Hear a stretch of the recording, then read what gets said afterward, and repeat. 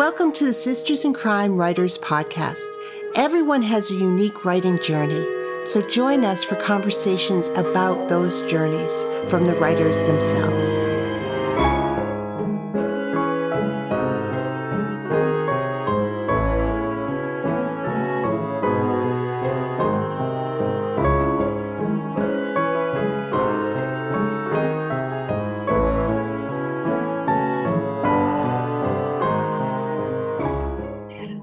This is Julie Henricus, the Executive Director of Sisters in Crime, and I am really delighted to welcome Nicole Asselin to the podcast this week. Nicole graduated from Curry College in Milton, Massachusetts with a degree in English and Creative Writing, minoring in dance in 2004. She also attended George Mason University and received a master's in arts management. She currently lives on the South Shore of Massachusetts with her 3 cats, Madeline, the captain, and Cooper Maye. She's the current president of Sisters in Crime New England and on the committee of the New England Crime Bake, which is held every November. The Ballpark Mystery series is her first series. Inspired by her Grandpa and Grandma Asselin, the book combines her 2 loves, mystery and baseball. Go Red Sox, into a new, cozy genre. Nicole, welcome to the podcast. Thank you so much for inviting me and having me. This is amazing. Oh, I'm so thrilled. And we have a lot to talk about. Yes. But I'm going to start this conversation where I always start conversations and ask you, when did you say to yourself, I want to write a book? That's a great question. It's so, as you mentioned in my bio, I did study creative writing in college way back in the early 2000s, which feels like decades. Well, it is decades ago. I was like, it feels like decades ago because it is. Whoa. But at the time I was, 18, 19, and I it was mainly writing angsty poetry. It wasn't full mysteries. It wasn't the great American novel, any of that. So I kind of just went into it as like, okay, I found an English degree kind of be the catch-all degree where you could really do any job after graduation. You didn't have to have, I couldn't do mechanical engineering or chemistry, but I can go right into the workforce and be pretty successful. So I graduated with that degree and I worked for a student loan company because that was all the jobs they had in 2004 in central Pennsylvania. So fast forward many, many years, I did my master's at George Mason for arts management. I was hoping to work in a museum, or I did do all 4 years in college at my library, working in some sort of field that way. But then I realized I liked making money. So I was in DC at the time. So I did what every good girl in DC does and went into defense contracting. So I was doing that for many, many years, moved up to Boston in 2012 for a defense job. And I had to go back. Well, I didn't have to go back, but I went back to visit my dad, who lives in Bowie, Maryland, who's still working in the defense genre. And I was like, I really need to find something to do with my dad for a weekend. Like, he's a good guy, but we don't do a lot together. And it just so happened that it was the weekend of Malice Domestic, which is a mystery conference down in Bethesda, Maryland. And he loves mysteries. I love mysteries. His grandma was my reading mentor. So I was like, this will be perfect. And we went for breakfast the one day and we sat down with Shelley Dixon Carr. Mm-hmm. And she just said, hey, what would you write if you were going to write a mystery? Like, just completely out of the blue. And I said, oh, I didn't know. Yeah, that's a great question. And I said, well, I'm a big baseball fan, big sports fan. I would love to do something like around the ballpark. And she was like, that's a great idea. And I said, okay. So, I thought about it all weekend. I came back home and I was like, yeah, let's do a ballpark. And that's kind of really what the catalyst was to start the series, was just somebody asking the question, mm-hmm. What would you write if you had a chance? I love cozy mysteries. I read a million of them and I love them so much. And it just kind of seemed like the natural, hey, this is not something I've read before, but it's something I'd like. Let's see what happens. And that's how Murder at First Pitch, weirdly, and I know writer people can feel this too, when you get that first spark of an idea and it's the first in a series, it didn't take me long to write. It took me 6 months to write the first draft. And I was like, this is the best thing I've ever written. This is great. Oh my God, it's going to be perfect. And then I went into the query trenches and was like, oh, maybe not. And so I took it back after, the hundreds of rejections, took it back and I rewrote it in a different tense with different little beats. And at the time, Twitter was still normal and it was not crazy as it is now. And I got my initial publisher through Twitter. It was one of those pitch contests where you kind of had to distill your book into 140 characters. And I did Take Me Out to a Murder. Will Madeline strike out trying to find a killer? And she was like, I'm a Red Sox fan and a baseball fan and a publisher. Let's do this. And I was lucky enough to have it come out before the pandemic. So that was really around 2017, 2018 is when the first one really got going. Like many authors, this is almost a little trauma dumping for me. We lived in Florida down in Jacksonville. My dad was stationed down there and I had handwritten, I was like 13. I hand wrote a young adult novel and it was in a folder and it had special characters on the front. And then we moved to Pennsylvania and that story has been lost in the move of the Navy move. So somewhere out there's my first story. I don't know. It's probably incinerated by now because it was the 90s, but you always knew there was some spark of creativity in there. But really having somebody, once I was an adult, go, what would you write is the biggest thing for me. Yeah. To take you seriously as somebody who can do this. Right. And to say, it's not my thing, but hey, that's a great idea. I have never heard of that before. Or, oh, you really like that. You should write it. Just don't worry about everybody else. Yes. And I say that to everybody. I'm like, don't worry about everybody else. I mean, I have 2 books now. Like what? What is real life? After just that one question. Yeah. Well, so we're going to rewind it a little bit because I love this origin story. And you were a creative writing major, but I will say some programs, not sure what it's like where you went to school, do lean into the literature, and I just capitalize the L with my tone, and literary poetry, fiction, right? And yes. Of course, the great Kate Flores says literary fiction is just another genre. Love that. She's, amazing. yeah.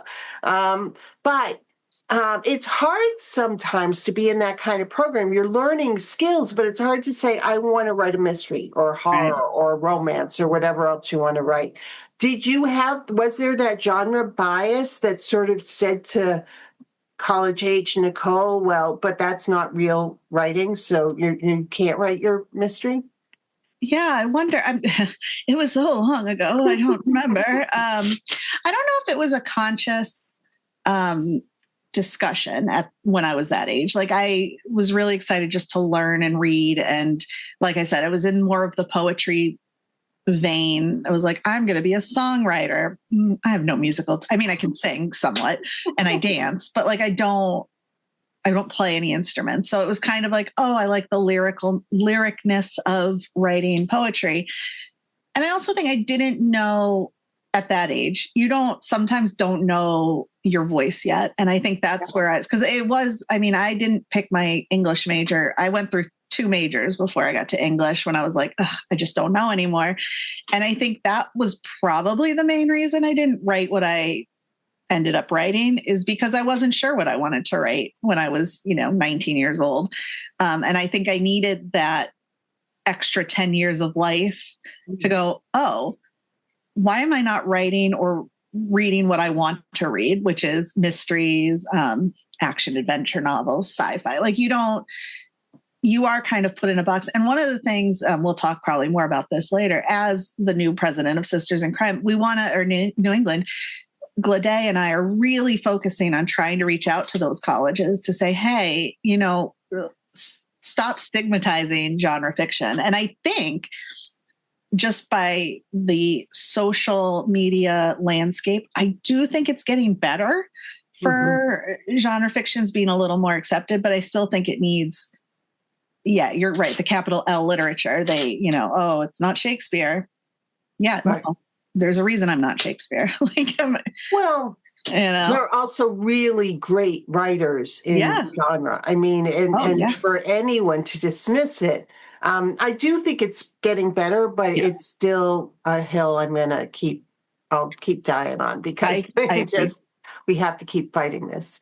I agree, because I think it's important, because also as a 19-year-old, if let's say I had a romance writing class when I was 19, it probably would have been so much more intriguing to me as writing this angsty poetry on this side, but then having this like gothic romance class or learning, instead of just learning about, I'm picking on Shakespeare. I mean, I loved my Shakespeare class. Could have been because the teacher was British and it kind of worked, but it's kind of like it would have opened my eyes more younger to be like, oh, this is a feasible thing I can do, instead of saying, where a lot of the liberal arts colleges, they get looked down upon, to be like, oh, that's not a thing you need, because you need something computer programming. And it's like, well, that's not how my brain works. So, right.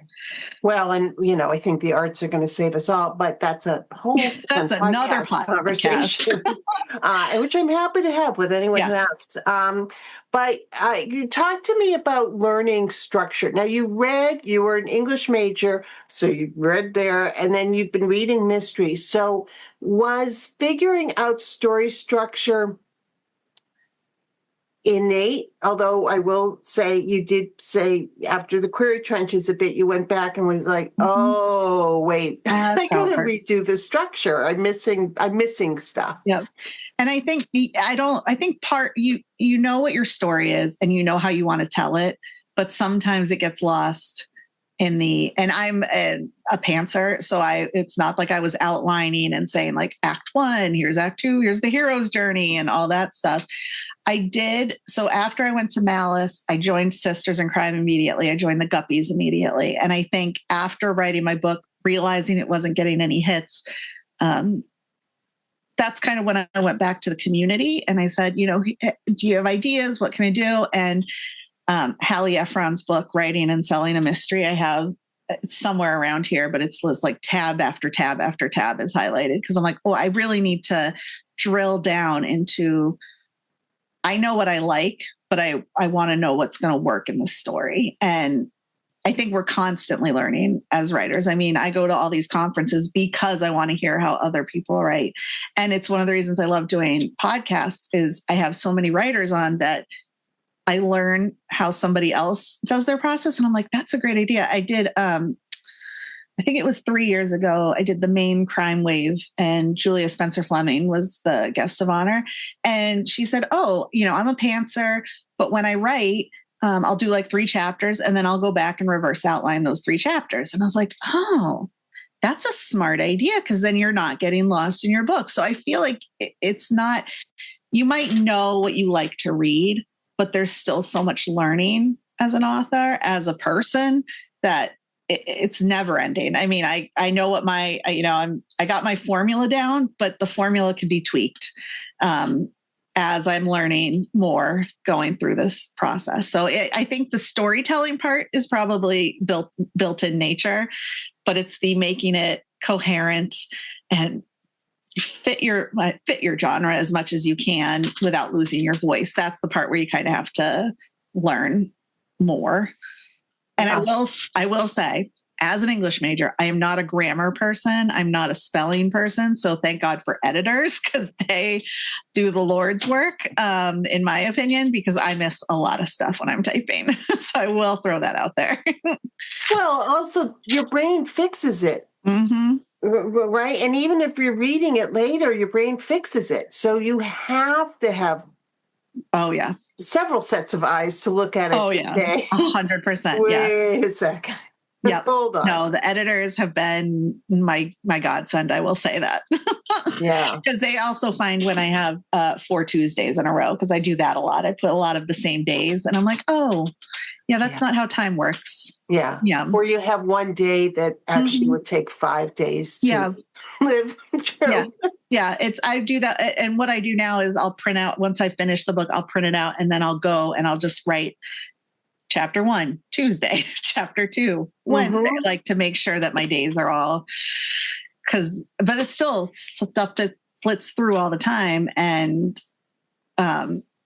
that's just stuff because you're just writing as you're going. You're not really focusing on it. And that's hard. So what I'm hearing you say, which is always valuable for folks to hear, is that you're figuring out your own way of doing this by, learning and by growing and by evolving as a writer.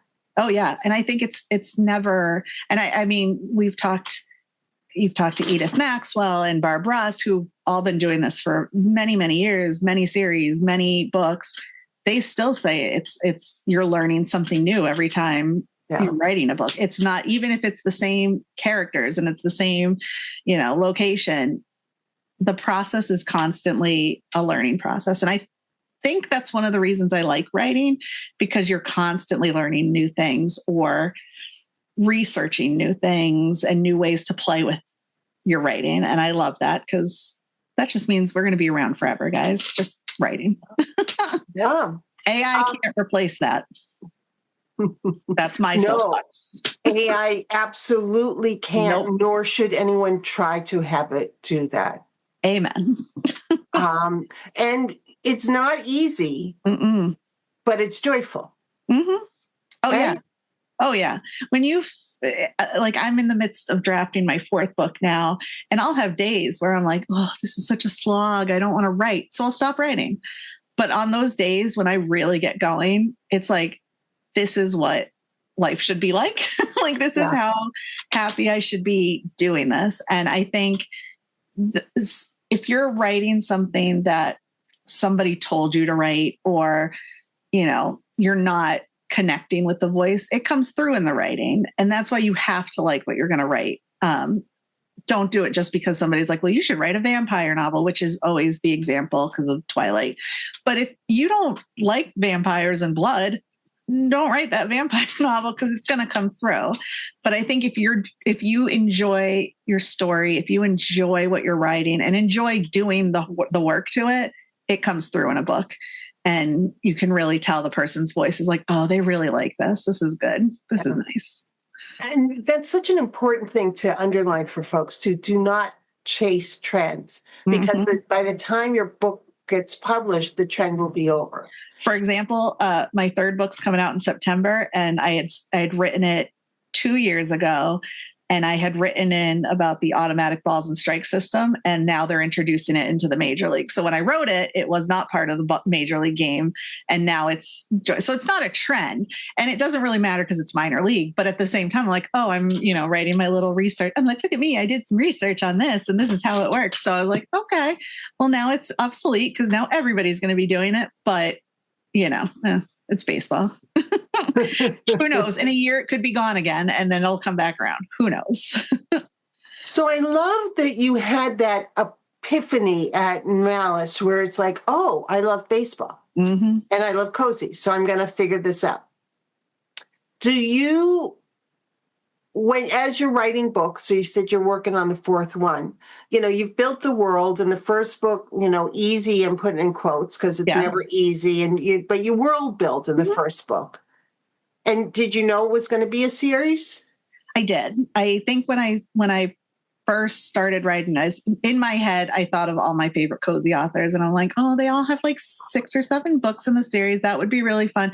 The one concern I had writing the book, and I feel like most cozy authors get this way, is the Murder, She Wrote effect of killing somebody in the same place many, many times. And so I think one of the benefits of doing a ballpark, for example, is there's many places she can go. She doesn't have to stay in town. There's other ballparks that people can die at. And I think by thinking, I don't think when I went into writing it, that was a thought in my head, but it was a concern. It was like, okay, well, I can't keep killing people at the same park because somebody's going to say something. And there is a suspension of disbelief, I know, when reading, and you're like, oh yeah, nobody's going to mention it because it's just what happens. But I was like, I can't do that. Somebody's going to have to say, hey girl, why are all these people be dying around you? And they do say that. And she's always like, oh my God, it's not me. It just happened. Like, whatever. But I think knowing it was going to be a series, I made a conscious effort. Not every mystery is a death. Not every, it's not always set in the same ballpark. Knowing that I had that option to expand the world a little bit. And the best part of being a baseball author, if you make up a team, you can make up multiple teams. So I'm having fun making up teams. Like that's kind of fun to do as well. So, and luckily for me, the Savannah Bananas really came out to play when I was writing my first and second book. So I have a whole nother genre of baseball that I can go to if necessary. But there is the thought of, when I started writing, I was like, this is going to be a series somehow. And I just have to plan how it's going to keep going without becoming Madeline goes to work. There's a dead body. She investigates. Her brother's accused. Like, no, we have to kind of mix that up a little bit. It's hard and it's not funny, but I was orphaned this past year for my books. Being my old publisher went last year. COVID really did a number on my small publisher. And when I'm going to Level Best Books, and Verena Rose at the time was like, send me a little synopsis of your next 3 in the series. So books 4, 5, and 6. And I was like, I'm a pantser. Like, I don't even know what I'm doing in this book right now. But it was nice to kind of take a step back and go, okay, what would I do? Where would she go? What would she do? And also kind of expand the timeline a little bit, because everything's happening in one summer for a baseball team. But it's nice to kind of take that step back and just write a paragraph about what is in the future. So for me, that helps with drafting going forward, which is really nice. So I have at least 6 books planned, but we'll see what happens. Wow. I really got to get through book 4 first, and then we'll go from there. We're going to do it in phases. So just for folks listening to this is almost a rite of passage for published authors is, publishers got a business or series get canceled or agents got a business or you feel like you need to change the agent. There's so many things that go on. But being orphaned is really hard because it is hard to take your series and get someone else to pick it up. Right. I was lucky to, and I'm sure most of the people listening probably know Donna Ray Menard, who is quite possibly the best person to have on your side for anything. Shout out Donna Ray. She is my registrar at the Crime Bake in November. So we sit at the table the whole weekend and we just chitty chat and make fun of things. And she got a big lobster, but whatever. So when I was like, oh, my publisher is not really paying me royalties and they're slowly going out of business and I don't know what to do. Like part of me is like, maybe I'll just publish on my own.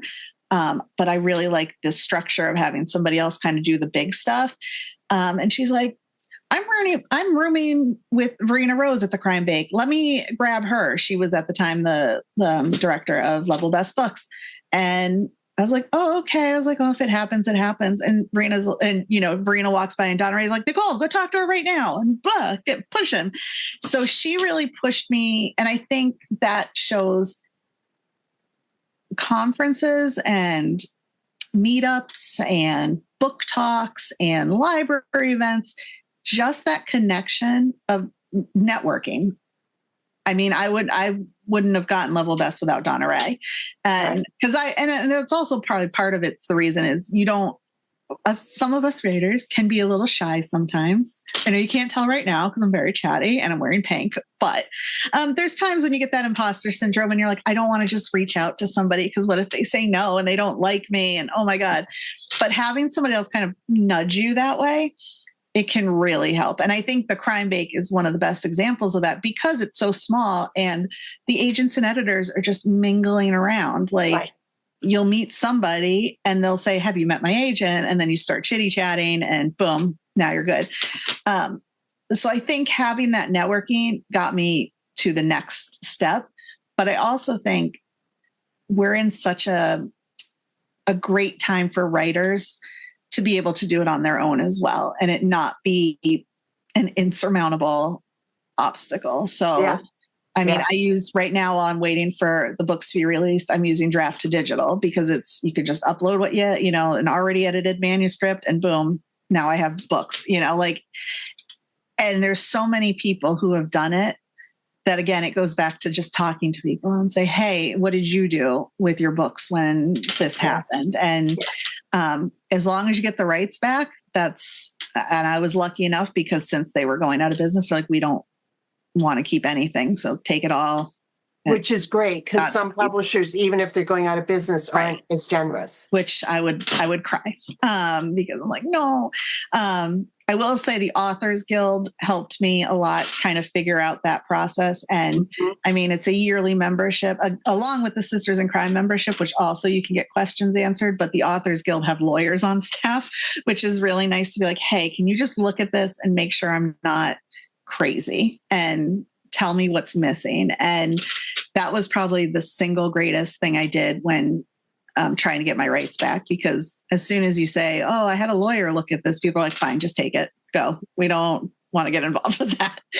Well, and for Sisters in Crime members, a reminder that in the webinar library, we had a conversation with two of the Authors Guild's lawyers in January. And they talked about, amongst a lot of other stuff, rights reversions and just protecting yourself and also looking at a contract and making sure you're not signing your rights away, because if you're signing with a publisher and they don't have a bench in selling foreign rights or audio rights or video rights, people get so excited about signing a contract that they sign everything away. And the Authors Guild will help you put the brakes on that to protect yourself. Agreed, 100%. It helped me immensely.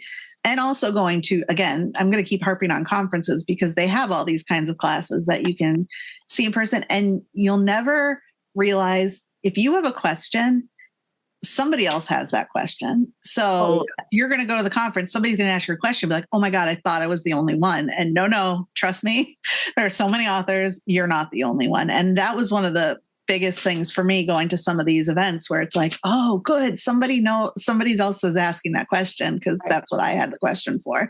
Yeah. Well, and building your community. So Nicole and I are from New England. We're both Red Sox fans. I was the president of the New England chapter eons ago. I don't think you were a member when I was. So I joined in 16, 17. Yeah. So no, I was already, I had already done my time. But, so one thing, the New England Crime Bake takes place every November around Veterans Day weekend. And it is a writers' conference. And when you say it's limited, it is limited. And, again, I was co-chair for a couple of years. I was on the committee for years. So I understand it. You understand it. But just to let folks know, this is 250 people. By the end of the weekend, everybody. Everyone. Yeah. Everyone. And it's not just for New England people. No, it's for anyone who wants to come in. Fly to New England in the fall, which is a beautiful time to be here. Yes. But it is capped. I mean, it does sell out, and it is capped so that people have that experience of really getting to know people and having an intensive.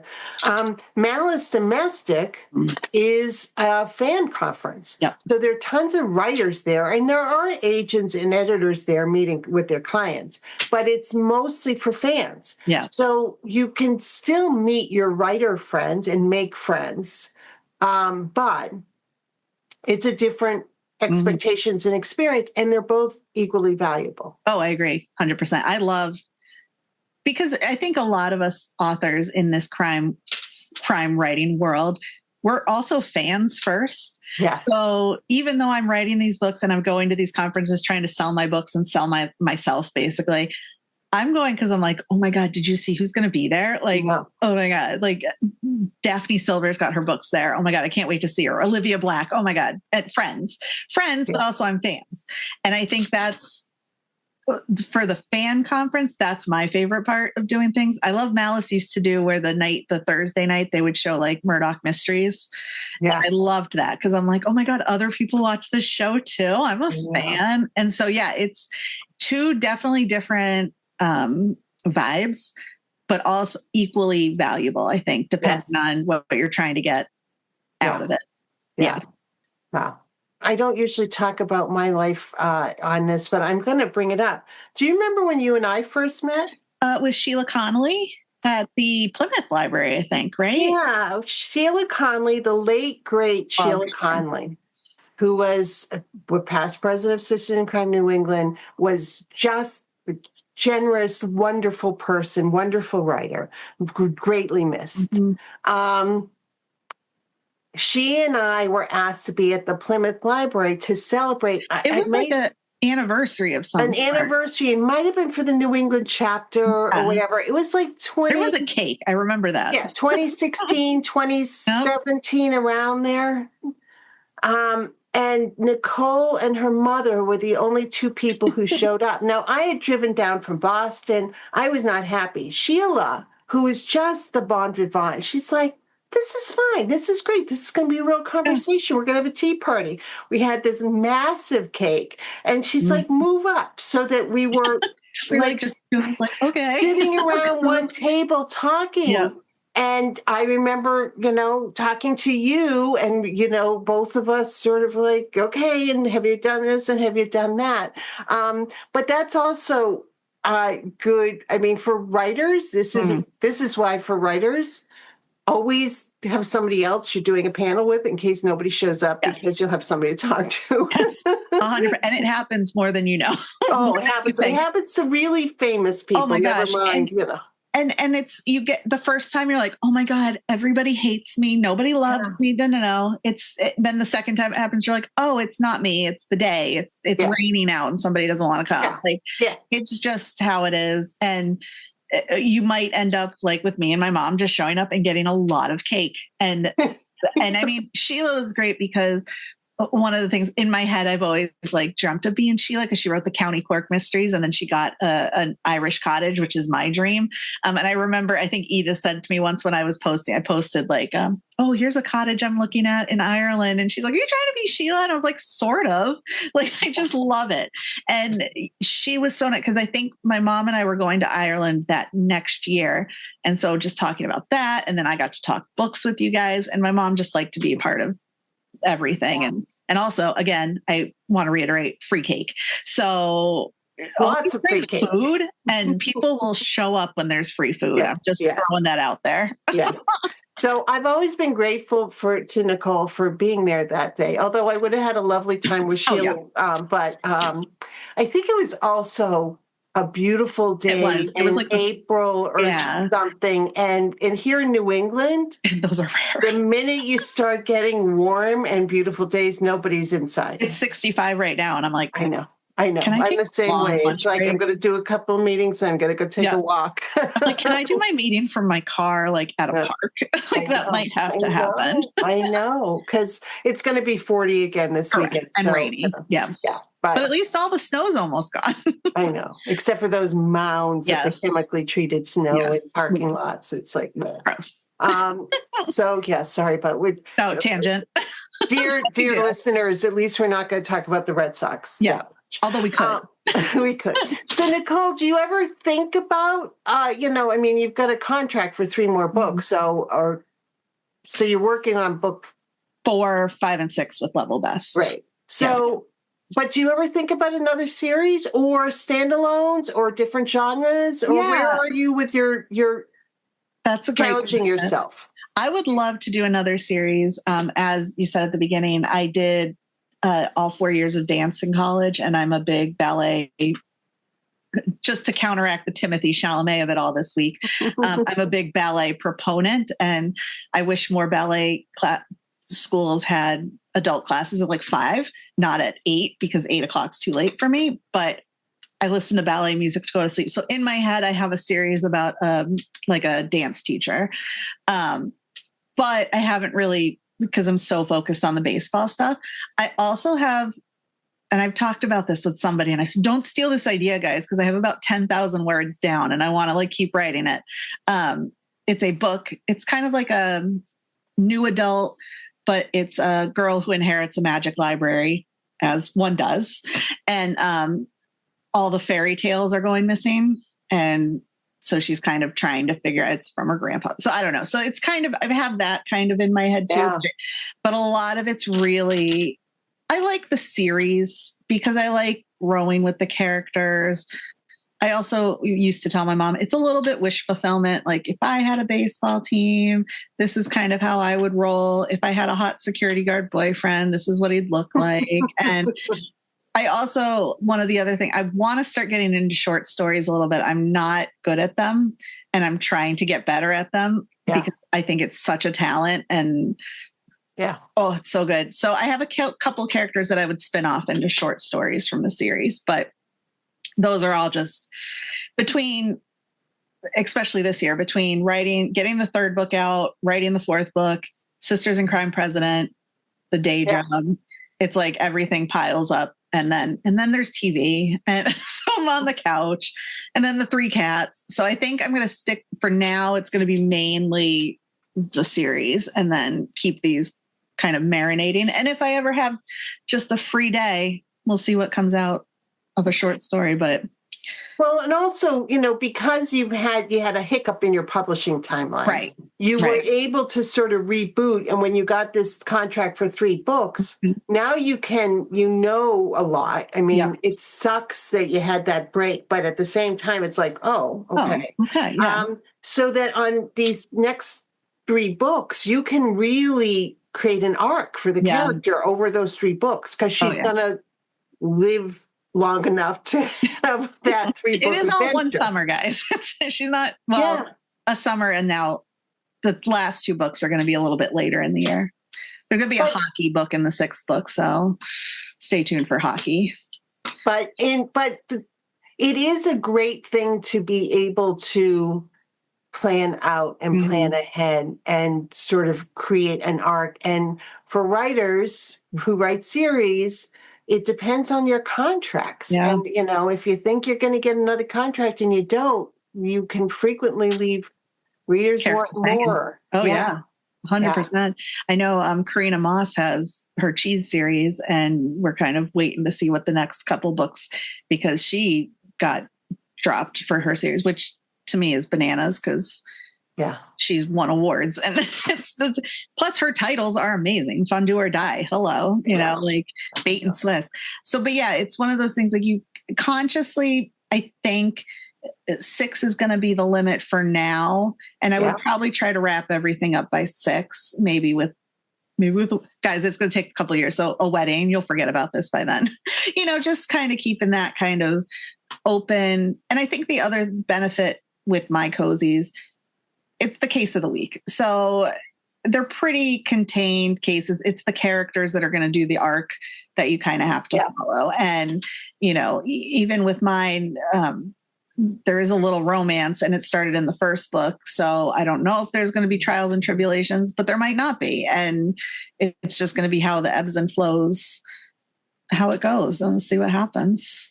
And that's another Pantser thing, is we'll see what happens when what my characters decide to tell me in book 5. We'll go from there. You've alluded to this already, but let's just spend a second talking about community and the importance of community and finding your community. So what told you or suggested to you that you should join Sisters in Crime? That Malice Domestic, that first question by Shelley Carr and Ellie Alexander, author name, just talking to them and saying, like, well, how did you, start your process and all this? And you can write the book, but what are you going to do? What next? And I think that conference is where I learned about Sisters in Crime worldwide. And if you join the national, at the time, the organization, you join your chapter. And I'll be honest, I don't have, so this is going to sound bad, I don't have a lot of friends like during the day, because you're working. And so, like, I have a lot of work friends, I have a lot of college friends, but never the twain shall meet. And so I was kind of looking for a community of people who enjoy the same things I do, enjoy reading, enjoy watching British crime shows and doing all that. And by joining Sisters in Crime and the Guppies, I think that's where I started to connect a little bit more with people. And now I consider, all you guys like friends. And I think that's where you get the most joy from writing. Like, I love to do the writing and the reading and everything, but just hanging out with people talking about reading and writing has been amazing. And I think that you don't know the community you're looking for, and then you're in it and you're like, oh, this is what it feels like. Like, oh, these are people who know my weird, mystery idiosyncrasies, and they know why I love watching Hallmark mysteries, like that kind of thing. And I think that shows through, and you're right. It goes back to the joy of the writing. You can be joyful in your writing because you have people that are in your corner, and yeah, they might not be you might not be their favorite author, but they're going to hype you up like you're Stephen King and like you're, the next big thing, because they know how hard it is. And they also have the same insecurities that you do a lot of times, the same imposter syndrome every now and then. And you just kind of like, oh, I'm not alone. Oh, I'm going to cry just thinking. I'm like, oh, y'all people are great. But it's the feeling of knowing there are people out there who are hyping you up if you don't have that in your day to day. Like, my job is a job and we don't hype each other up. And I try and it doesn't work, like, oh, you're doing great. And they're like, great, awesome. It's a document. Nobody cares. But when you go to like a conference or you go onto the Guppies or you go into the Facebook group and you're like, and somebody's like, hey, I just finished a 5,000 word story that I'm submitting. And we're all like, oh my God, you are amazing. I can't wait to hear what happens with it. That just pumps you up a little bit. That gives you a little bit more of like, oh, okay, I'm in a good place. Like, I'm not alone. I'm not doing this and I'm not screaming into the void like you would be every other day. There's somebody to bounce off of. And I think any writer needs to find that community for whatever they're writing. I mean, I have a lot of friends who are based like sports romance writers, and they're all going to Sports Romance Con this weekend. And I'm like, that sounds really fun. I don't even read romance, but that sounds amazing. But yeah, they found their community, and it's like found family. You just want to be a part of their lives, and I want them a part of my life. And I think that's another reason why when Susan Oleski was like, hey, do you want to join the board of Sisters in Crime New England as my vice president? I was like, yeah, that's kind of a no-brainer because I love all you guys. And it'd be fun to try to shape things and add my voice to the group. And which is probably why I'm president now, because I'm like, yeah, I still got a voice and I love this. And I want to help other writers who are like me, who kind of came into it late. And want to, just help. I just like helping.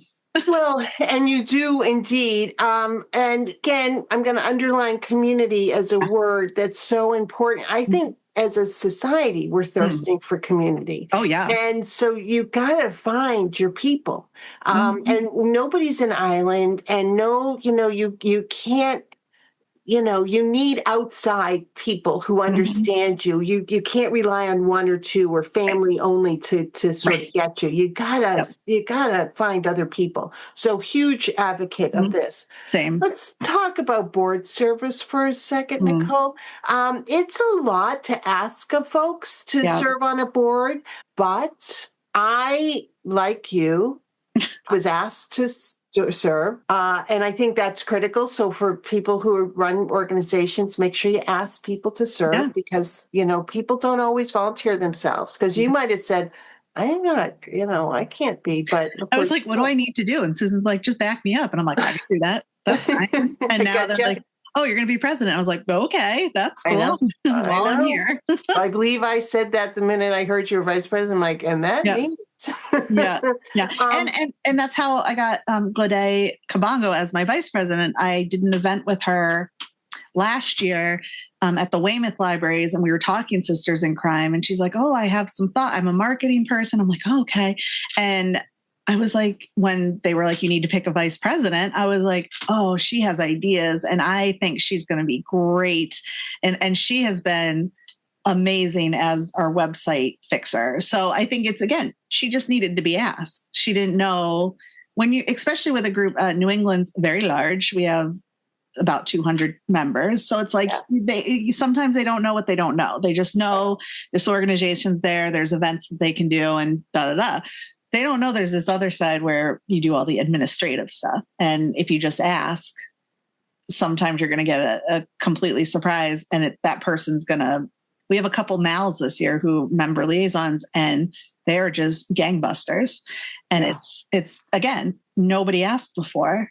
And we love that. Just come join. Yeah. Come take part. And you make friends who survive board service and survive everything else. They are your friends. Forever. Because they've been through the trenches. Yes. And the same for volunteering for a conference like the New England Crime Bake. It's a lot of work to pull off a conference. Most conferences are volunteer run. And I think we need to acknowledge the work that goes into that. So, anytime anyone goes to any conference, acknowledge the fact that most of the folks there, if not all of them, are volunteers. Taking time, right? Yeah. Their regular days, families. Yeah. And I mean, luckily the cats don't need a lot of attention, but like people with kids and stuff, I hear kids are like very needy. Yeah, so when you have volunteers who have children, you thank them extra hard because they're taking time away from that too. And like me, like I said, the cats, like right now, not one cat is in here and I have 3 of them and not one is hanging out with me. So, okay, I can do this because it's the middle of the day and why not? But yeah, I think, and again, that goes to the community, is just your organization is only good as the community and volunteers that inhabit it. And I think that's one of the strengths of Sisters in Crime across the country and in the UK and all that, is there are a lot of dedicated people who want this genre to survive, who want more people to come into the genre.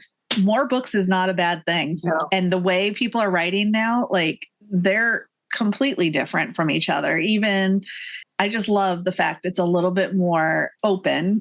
And I think crime writing is especially more open than some other genres where you can kind of cross-pollinate your genres. You can have LGBT, you can have crime, thriller, suspense, so much stuff that you can do whatever you want, really. There are no rules. And I think by again, the community is there to hype you and say, hey, is that your voice? Then write it and get it going. And I think that's the benefit of having an organization like this. And I think more people need to. I tell people even when they come see me at events and I'm like, well, if you're a crime writer, definitely join Sisters. Yes, it's Sisters, but it's Misters too. But also, if you're a sci-fi writer, go find that group, because just by having one person hype you up, you're going to be like, oh my God, I'm a writer. Yes. And help you figure it out. Yep. Or as it changes, like right now, the publishing world is changing. Again. And so help you navigate it. Like, okay, I've been writing this, but they're not publishing these. So what am I going to do? Well, let's reread your book and figure out how to pitch it differently. Yep. Yeah. Yeah. It's 100%. It's such a community thing that, like you said, underlined. I think people don't realize writing seems like such a solitary endeavor. And it is, but it's everything around the writing that can help kind of buoy your writing. And I think it shows by people who are within the community of crime writers. You can see kind of who gets their voice heard. And I think that's important. So people, make your voice heard. Yeah. It turned into like a campaign speech. No, but it's so true. Yeah. Yeah. I think that's a great place to leave this. I mean, I'm going to put links in the show notes to the Crime Bake and to other folks. But Nicole, thank you for this work you're doing for Sisters in Crime. And thank you for being on the podcast. And we are recording this in early March 2026. Hence all the snow talk. Yeah. Go Sox. Yes, go Sox. I think we're down to 15 days till opening day. I know. Yeah, celebrating the truck day. And I know. Like, so dumb. Who celebrates truck day? We do, because that means spring is here. Spring is coming. And then I think we had a blizzard that day. So I know. It was It's been a tough winter, which is the other reason, we're hyped up. But yes, thank you so much for being on the podcast. Thank you for having me. This was so much fun.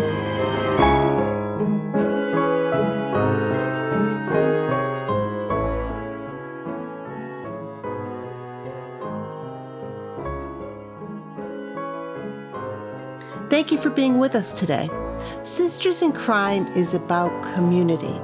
We were founded to advocate for women crime writers, and we continue that mission by fighting for equity in the crime writing community. Sisters in Crime is an international, inclusive organization for all who write and love crime fiction, mystery, thrillers, and suspense. Join us at sistersincrime.org and make sure you subscribe to this podcast.